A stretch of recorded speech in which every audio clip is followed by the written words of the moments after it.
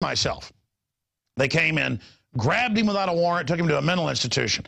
I saw this happen to a Marine 2 days ago for saying, you know, that government was involved in letting jihadis into the country.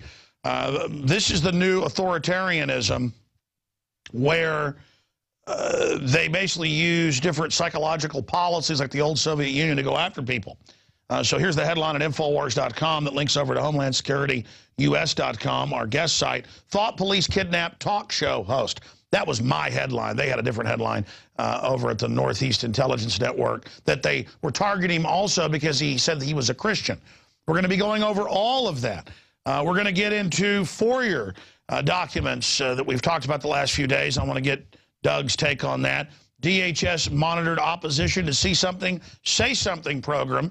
And folks did FOIA requests and found out that they are basically spying on what we're saying, what we're doing. We claim that a global government is being formed, even though it's all over the news that it's being formed. And then we'll get to the latest, the ADL. The ADL, again, there's been another police shooting in Louisiana, and they go and get the internet records of some of the friends of these suspects and go, oh, they've gone to INFOWARS.com. Alex Jones is guilty. And we see this more and more and more. Why are they trying to connect us to violence when everybody knows we're trying to stop a civil war in this country? So we're going to cover all of that with our guest. But first, when he was on with us a few months ago, he brought up some of his Homeland Security sources that were saying that the word is in September, October, into late October, early November, that there's a big green light for large crises, breakdowns, rioting. And since he was on with us, we've learned of 1.4 billion rounds of ammo being purchased total now, another 750 million last week. The Army admits in manuals they're preparing for mass civil unrest, gun confiscation. So much of what he talked about is now mainstream news. So I want to pick his brain here and find out if he's got any other tidbits from his sources. Doug Hagman is the founder and director of the Northwest Intelligence Network and CEO of a multi-state licensed private investigation agency serving many Fortune 500 clients, a 27-year veteran of conducting investigations in the private sector. He has logged over 50,000 hours of covert surveillance in his career. He's a member of the International Counterterrorism Officers Association, possesses many law enforcement-related training certifications. He's been used as a special asset of the U.S. Department of Justice, the FBI, as well as the Pennsylvania and New York State police agencies. Hagman has performed over 8,000 civil and criminal investigations throughout the United States and is also certified in forensic discipline of bloodstain pattern analysis. And I'm going to stop right there because he goes on national TV, national radio, Fox News, Neil Cavuto, you name it. And he's got a lot of really great sources, so we're honored to have Doug Hagman. Doug, you heard me throw out that whole smattering of issues, but first off, what is the latest from your sources? Where are things in this country right now dealing with stage collapse, economic implosion, war? What are the Obamanoids planning? Well, thanks for having me on, Alex. And I got to tell you, first of all, from what my source is telling us, the economic collapse here in the United States is not a matter of if, but when. It's a virtual certainty. And basically, what is going to be the trigger mechanism that's going to perhaps initiate some sort of martial law or martial law light, travel restrictions, whatever it might be. Things are pointing towards an economic collapse or something on a national scale. Now, again, the information that we have suggests that Obama is not going anywhere for this election. In other words, you know, he's digging his feet in. He's planning on remaining president. Now, one thing my source did caution me about, and I heard you mention this, I believe it was yesterday, is these plans by the globalists, they're fluid, it's an asymmetrical war that we're experiencing, And I was cautioned by my source, hey, don't get too hooked on any one particular method of operation because of the asymmetrical nature of this of the globalist agenda. It could very well be, despite Obama's wishes not to leave and if he would lose, it could very well be where Romney could step in and take over the agenda, which would be a perfect method of making people like me look crazy and advancing, lulling people into sleep and then advancing the globalist agenda. And I think you touched on that yesterday during your program. So, but according to my source, they're buying the bullets for a reason, the ammunition for a reason. And it's to be used against the citizenry of this country. Well, yeah, it's 10 times any previous year purchase. I mean, you don't need 1.4 billion rounds for domestic agencies. That's right. Yeah, and I've seen people try to excuse the purchase by saying, well, it's an acquisition order, it locks in the price and what have you. But compared to historical events, no, this is exactly what it is, what they say it is. So, and you pointed out, too, the various other aspects of things where they've taken, they've got these armored pillboxes, so to speak, or these armored checkpoints and so on. So combine all of this together and connecting the dots, it doesn't take a genius to really see where this is all headed. It's just, again, the objectives are the same, but the plans are fluid. That's the sure, they can throttle up or throttle back. And I think I was raising some of the guests you've talked to, some of the big stories, and I was saying, no, this is very credible what Hagman's saying, but you never know what the higher-ups are going to do. And I think we saw a turning point. In fact, I've talked to some establishment folks. Even the power structure is so scared of Obama and the mafia around him that when you have Newsweek come out and say, hit the road, Obama, on the cover, and say, we don't want you anymore, that's the system signifying that if they put him back in, it will cause such an awakening that they'll even lose trying to go to martial law.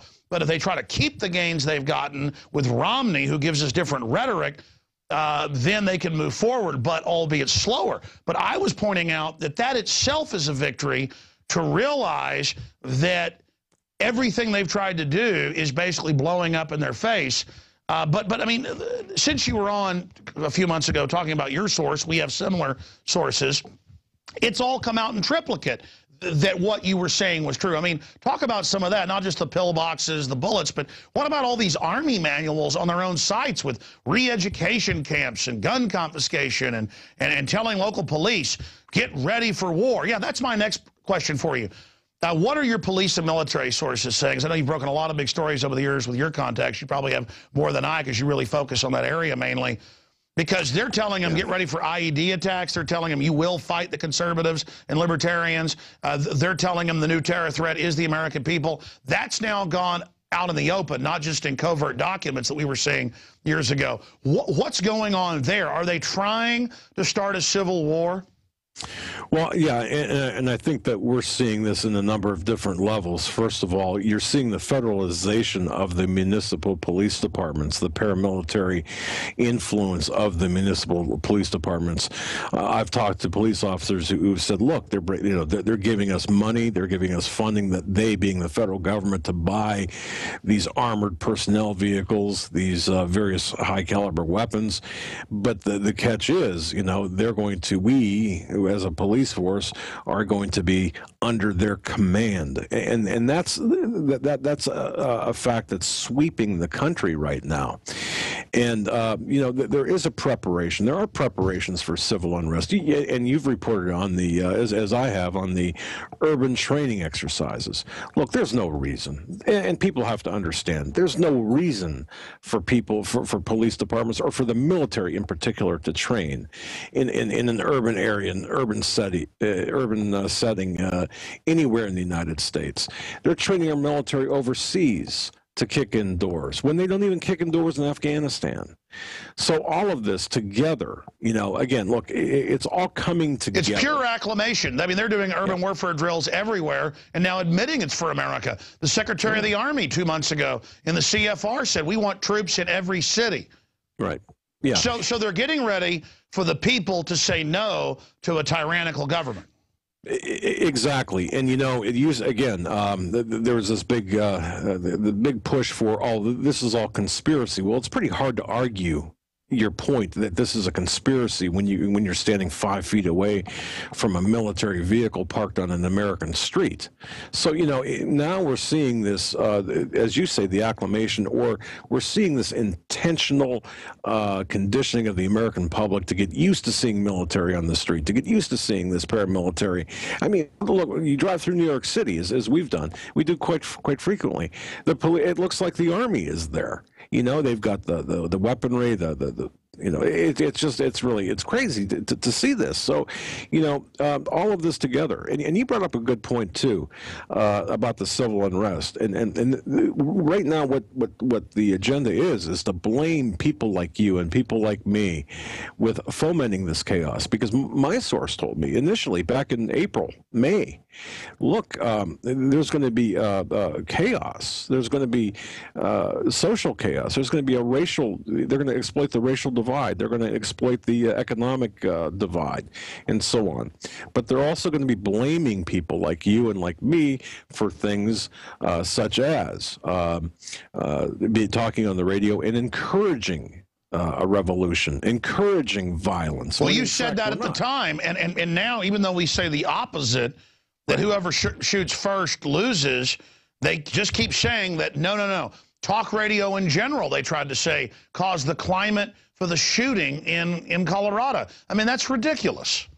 Yeah, and we're kind of flash back to the 90s when Clinton was president. You saw that whole talk radio thing with Limbaugh and Clinton, around the time of Oklahoma City. Well, we're seeing a resurgence of that, except on steroids now. And the one thing we have to remember, too, I just want to mention this. I was talking to author Marinka Peshman the other day, and she reminded me, she's the author of The Whistleblower, but she reminded me the Clintons really never left power. And the influence that they have in the White House, in fact, is extremely huge. So we're seeing the same template, just revised to the time and revised to the person. Oh, yeah, Obama is completely their front. Well, I'm asking a lot of the questions here, but specifically, before I get to some of these other issues, what is the lay of the land right now from your research, your sources, your perspective? Where are we right now? I mean, are things going well for the Obamas and their foreign banker and Clinton controllers, or are things going badly? When do you expect them to try to implode things, or what can make them back off? Well, it's interesting because this is consistent, again, with what I heard you say. I believe it was yesterday or sometime here within the last couple of days. There's a problem with Obama, and I'm not sure if the globalists are, or if the people, his handlers, shall we say, are too happy with him right now. Obviously, Obama himself is not happy, but there's a problem there I'm getting from my DHS source. There's some discord, not only in the White House, but between the Department of Homeland Security and various other departments, the Department of Justice and the FBI, where Obama's kind of looked at as right now being a little bit unpredictable and unmanageable, which leads me to think, hey, perhaps maybe now, they might go with another global. It's like a Romney type thing or whatever. But what I've been hearing is the objectives, the agenda is the same, and that is to destroy our sovereignty, to take over this country. Again, the bankers are behind this. The globalists are behind this. They're using the military, the paramilitary as assets to take over this country. And I know it sounds like a crackpot theory. I know it does, but we're living it. We're